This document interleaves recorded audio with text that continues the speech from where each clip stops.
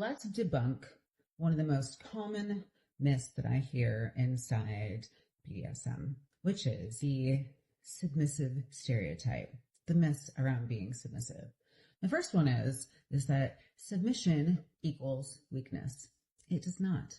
There is nothing weak about being submissive or identifying with a submissive role. Just because you might have a fantasy around being submissive to a partner doesn't mean that you have fantasies around being submissive to everyone and in every situation. In fact, being submissive has nothing to do with being competent. It's not a cop-out. It doesn't mean that you want somebody else to run your life for you or rule your life for you, although for some people it may get to that level, right? Being submissive is very healthy and normal. In fact, most people have some level of fantasy around a DS dynamic, okay?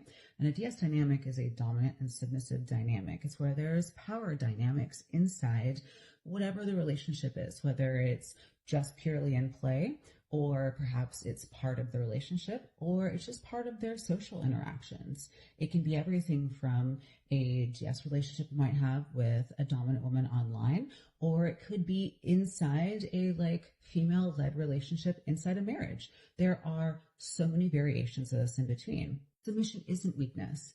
Being vulnerable is not weakness. Do you know why? Because being vulnerable is in fact one of the biggest strengths out there, because it all comes from choice, right? The choice to submit to another person, the choice to open yourself up to them shows that you have trust and respect. And it does require for you to have better communication skills. It does require you to do more work in finding the relationship. And it does put a lot of responsibility on both parties to make sure you're doing it in a healthy way. But it's not weakness. Sometimes these are personality traits, and sometimes they're just fantasies. They're just play activities. And some people go both ways, and they're switches.